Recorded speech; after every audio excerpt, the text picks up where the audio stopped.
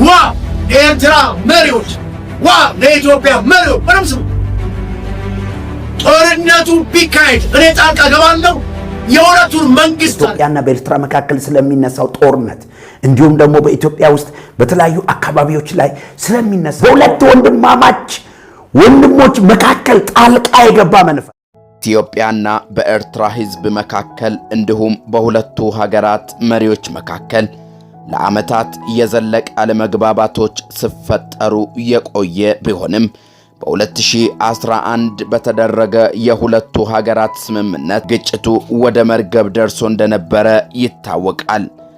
ኢትዮጵያውያንና ኤርትራውያን ወንድማማቾች የሆኑ ህዝቦች ናቸው። አንዱ ለሌላው መከታ ነበር።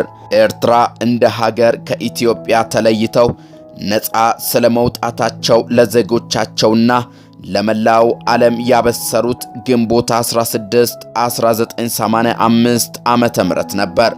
በኢትዮ ኤርትራ ጦርነት በብዙ ሺህ የሚገመቱ ሰዎች ሕይወታቸውን አጥተዋል።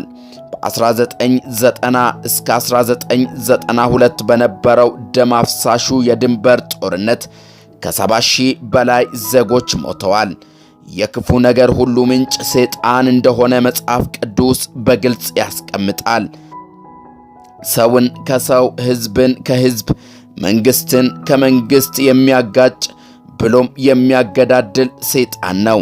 መጽሐፍ ቅዱስ በሁለተኛ ቆሮንቶስ ምዕራፍ 2 ቁጥር 11 ላይ በሰይጣን እንዳንታለል የእርሱን ሐሳብ አንስተውምና ብሎ ያስጠነቅቀናል። እግዚአብሔር በዚህ ዘመን የሚጠቀምባቸው አገልጋዮች በአንድም ሆነ በሌላ መንገድ ስለ ኢትዮጵያና ስለ ኤርትራ እየተናገሩ ይገኛሉ። ውድ የመልእክተኛ ሚዲያ ተከታታዮች ለዚህ ቻናል አዲስ ከሆኑ ሰብስክራይብ፣ ላይክ እንዲሁም ለሌሎች እንዲደርስ ሼር በማድረግ ቤተሰብ ይሁኑ። የኢትዮጵያንና የኤርትራን ሕዝብ የሚያስተሳስሩ ቋሚ ሰንሰለቶች በተሰኘ በፕሮፌሰር ዳንኤል ክንዴ በሶስተኛው የኢትዮጵያና የኤርትራ ወዳጅነት ጉባኤ ላይ በማርች 25 2011 ባቀረቡት ጽሑፋቸው እንዳሰፈሩት የኢትዮጵያና የኤርትራ ሕዝብ በብዙ መንገድ የተሳሰረ ነው። በጂኦግራፊ፣ በዘርና በቋንቋ፣ በሃይማኖትና በባህል፣ በታሪክና በኢኮኖሚ መያያዝ ብቻ ሳይሆን መከራውንም ደስታውንም አብሮ ሲካፈል የኖረ ሕዝብ ነው። አንድ ሕዝብ መሆናቸው በዚህ ጥናታቸው በግልጽ አስቀምጠዋል። በእነዚህ ሀገራት ላይ የክፋት መንፈሳዊ ኃይላት ጦርነት ተከፍቶባቸዋል። ነቢይ ዶክተር አትክልት ሽታዬ ያዩት ራእይ ከዚህ በመቀጠል እንከታተል። እንጸልያለን። ሁላችሁም ወደ እግዚአብሔር ቃል እንሄዳለን። ኢሳይያስ ምዕራፍ 27 ላይ እንዲህ የሚል ቃል ታገኛላችሁ። በዚያን ቀን እግዚአብሔር ተወርዋሪውን እባብ ሌዋታንን የሚጠቀለለውንም ዘንዶ ሌዋታንን በብርቱ በታላቅና በኃይለኛ ሰይፍ ይቀጣዋል ይላል። የሚገርም ነው። በሚመጡት ቀናት ያዕቆብ ስር ይሰዳል፣ እስራኤልም ያቆጠቁጣል፣ ያብባል፣ በፍሬያቸው ምድርቱን ይሞላሉ ይላል። የሚገርመው ነገር ይሄ መልእክት ሲመጣ እስራኤል ለ70 ዓመት በባቢሎናውያን ምርኮ ተገዝታ ነበር። ይሄ የሚጠቀለለው እባብ የሚለው አጋንንታዊ መናፍስታዊ ኦፕሬሽን ነው የሚያሳየው። ነገሮችን ዝም ብለን ከስጋ አንጻር ወይም ከሆነ ነገር አንጻር ማየት ሳይሆን መንፈሳዊ ትርጉም ሰጥተን ማየት እንደሚገባን ነው ይህ ክፍል የሚያሳየው። እስራኤል እንግዲህ ለ70 ዓመት እንድትበታተን፣ እንድትፈርስ፣ ዲሰንተግሬት እንድታረግ፣ ከተሞቻቸው እንዲፈርስ፣ ሰዎች ከቀያቸው እንዲነቀሉ፣ ወላጆች ከልጆቻቸው እንዲለያዩ፣ አጠቃላይ የእስራኤል ታሪክ ፈርሶ ውድማ ባዶ ሜዳ እንድትሆን ያደረገው አጋንንት ነው። አጋንንት በተለይ እነዚህ የኮረብታ ጣዖታትን እንዲያመልኩ እንዲሁም ካሞሽንና አስታሮትን በየማምለኪያ አጸድ እንዲንበረከኩና መስዋዕት እንዲያቀርቡ ያደርግ የነበረው ሌዋታን ዘንዶ ነበር። ይሄ ዘንዶ እስራኤላውያን ከእግዚአብሔር ጋር እንዲጣሉ በማድረግ ንስሐ የሚገቡበትን ልብ በመከልከል፣ ልባቸውን በማደንደን፣ ጆሮአቸውን በማደንቆር፣ አይናቸውን በማሳወር እስራኤላውያን ከሀገራቸው እንዲነቀሉ አድርጎ እንደነበረ ይናገራል። እግዚአብሔር ዘመኑ ሲፈጸም ደግሞ የቂሮስን ልብ አነሳስቶ ያንን የሌዋታንን ጉልበት በብርቱና በኃይለኛ ሰይፍ ቀጥቶ ሰብሮ እግዚአብሔር እስራኤላውያንን ከአጋንንታዊው ከሌዋታን ቁጥጥር ነፃ ሲያወጣ እንመለከታለን።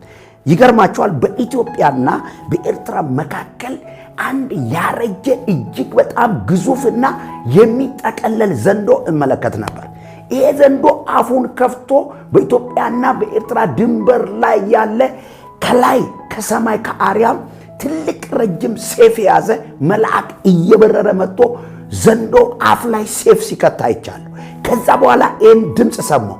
እግዚአብሔር አምላክ አለ በኢትዮጵያ ወንድሞቻችንና እንዲሁም በኤርትራ ወንድሞቻችን መካከል በኢትዮጵያውያንና በኤርትራውያን መካከል ደም ሊያፈስ የተነሳውን ዘንዶ ወግቻለሁ አለኝ እግዚአብሔር። ስለዚህ በሁለቱ ሀገራት መካከል ጦርነት አይካሄድ በጌታ በኢየሱስም አሁንም ጸልያለሁ። በኢትዮጵያና በኤርትራ መካከል ጦርነትን ሊያውጅ የወጣ ዘንዶ ድንበር ላይ የተኛ ለዘመናት የተቀመጠ በሰሜኑ የሀገራችን ክፍል የተቀመጠ ዘንዶ በጌታ በኢየሱስ ክርስቶስ ስምና ስልጣን የተወጋዩ በጌታ በኢየሱስም ከሴቲቱ የሚወለድ ጭንቅላትን ይቀጠቅጣል ተብሎ እንደተጻፈ አስረዋለሁ። በሁለት ወንድሞች መካከል ጣልቃ የገባ መንፈስ፣ መግባባትን የከለከለ ስግብግብ መንፈስ፣ የአውሬው መንፈስ፣ የሌዋታን መንፈስ፣ አመፀኛ መንፈስ፣ የሰውን ሕይወት የሚበላ የሰውን ደም የለመደ ዘንዶ ጭንቅላቱ ይቀጥቀጥ በኢየሱስ በጌታ በኢየሱስ ስምና ስልጣን ጭንቅላቱ የተወጋ ይሁን። ሰላም በኢትዮጵያና በኤርትራ ምድር ላይ እንዲወርድ ጸልያለሁ። ሰላም በትግራይ ህዝብ ላይ እንዲወርድ ጸልያለሁ። ሰላም በአማራ ህዝብ ላይ እንዲወርድ ጸልያለሁ። ሰላም በኦሮሚያ ህዝብ ላይ እንዲወርድ ጸልያለሁ። አመታትን እየቆጠረ 10 ዓመት እየቆጠረ ደም የሚጠጣ ደም የተጠማ አውሬ በኢየሱስ ስምና ስልጣን ይመታ። ዋ ለኤርትራ መሪዎች፣ ዋ ለኢትዮጵያ መሪዎች በደምብ ስሙ። ጦርነቱ ቢካሄድ እኔ ጣልቃ ገባለሁ። የሁለቱን መንግስት አለ አውርደ ገይድ በቃ ጦርነቱን ጌታ ይፈልጋል። ጦርነቱ ከኔ አይደለም ከመሪዎች ነው። ሁለቱንም መሪ አውርዳለሁ። ጦርነቱ ይቆማል። እኔም የጦርነቱ ምን ነው ጌታ መሪ ነኝ። ከማለው ጦርነቱ ይላል ምን አለኝ? ብርሃን አለ። እኔና እናንተ ብርሃን አለ። በጨለማ ካሉት ይልቅ እኔና እናንተ ብርሃን ያሸንፋል። ጦርነት የጨለማ ስራ ነው። ስለዚህ አንተና አንቺ ውጣ፣ ክርስቶስን አብራ። የጨለማው ጦርነት አሜን አሜን አሜን አሜን ይፈርሳል። አሜን። ካንተና በእኔና እጅ ላይ ያለች ኢትዮጵያ እየነገረሽ ያለው እየነገረን ነው። አውራ አቡ መብራት ነው ሰማላችሁ። ሁለቱንም አወርጃለሁ። ጸጥታ ይሁን። እግዚአብሔር ምን የሚያደርጋል? ጦር ውስጥ ይገባል። ጦርነቱን ያመጡና ያበዙ ሰዎች ሁለቱ አለቀ። በእንደ ምን ይሰራል? ከሌላው ነገር አለቀ። ከባድ ነገር ሊፈጠር ይችላል። አደጋ ሊመጣ ይችላል። ሰዎች ሊሞቱ ይችላል። እግዚአብሔር ግን ተበቅሎ ነው የሚያስደው። ማን ይበቀለዋል? ሰይጣን በማለት ነው። በሰዎች ላይ የሚሰራው ሰይጣን ይበቀላል። ጸጥ በል ዳት ይንቀሳቀስ። አሁን ከአሜሪካ እንዳጠብቅ፣ ከሞሳድ እንዳጠብቅ፣ ከሲአይኤ እንዳጠብቅ፣ ከማንም ነገስታት መንግስታት እንዳጠብቅ we are look ማንኑ አይታለብን እኛ በቃ ዛሬ ምን አለው? ዛሬ ተናገረ። በቃ ጌታ ተናገረ። በቃ ምን ያደርጋሉ አለ? ዋናዎቹን በሁለቱም ሀገር ላይ መሪዎችን አውርደ አጠፋት። በቃ ጦርነቱ ይቆማል። አንቺ ቤተክርስቲያን ግን መብራትሽን አብሪ። መብራትሽ ማን ነው? ክርስቶስ።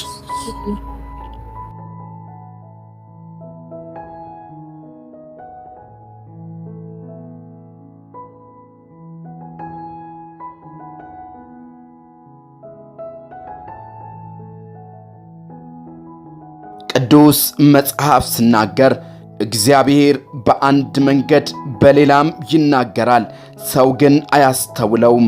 በሕልም በሌሊት ራእይ አፍ ላይ እንቅልፍ በሰዎች ላይ ሲወድቅ በአልጋ ላይ ተኝተው ሳሉ በዚያን ጊዜ የሰዎች ጆሮ ይከፈታል፣ በተግሣጽም ያስደነግጣቸዋል። መጽሐፈ ኢዮብ ምዕራፍ 33 ከቁጥር 14 እስከ 16 እግዚአብሔር ነገሮች ከመፈጸማቸው በፊት አስቀድሞ ለባሪያዎቹ ይናገራል። ከሰው የሚጠበቀው ትንቢቱን በእግዚአብሔር ቃል እውነት መርምሮ መቀበል አሊያም መጣል ነው።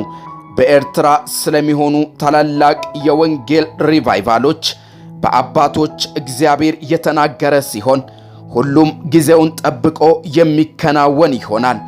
ፈጽሞ ለወንጌል ልባቸውን የዘጉ ሀገራት በክንዱ ኃይል የወንጌል እሳት በየቦታው እየፈነዳ ከሰው አቅም በላይ የሆነ እግዚአብሔራዊ ጣልቃ ገብነት ሲሆን ተመልክተናል። በኤርትራ ሕዝብ የሚስተዋለው ይኸው ነው። እግዚአብሔር ከሰው ሥርዓት በላይ ነው። ልጆቹን ለመታደግ በየትኛውም ሁኔታ ውስጥ መስራት ይችላል። ውድ የመልእክተኛ ሚዲያ ተከታታዮች ስለ ምድራችን ሰላም በያለንበት ልንጸልይና ድንቅ እግዚአብሔራዊ አሰራሩን አምላካችን እግዚአብሔር በምድሪቱ እንዲገልጥ ከትላንት ይልቅ ወደ እርሱ መጫው ያስፈልጋል። መጽሐፍ ቅዱስ ሲናገር እሰራለሁ የሚከለክልስ ማን ነው ይላል። እግዚአብሔር ዛሬም በሥራ ላይ ነው። ዛሬም የእግዚአብሔር መንግሥትና የሰው ጠላት የሆነውን ሰይጣን ድል እየነሳ በማንም ሳይቀደም ምድራችንን ይታደጋል። ሰላምና ጸጋ ይብዛላችሁ። ይህንን ቻናል ሰብስክራይብ በማድረግ ቤተሰብ ይሁኑ።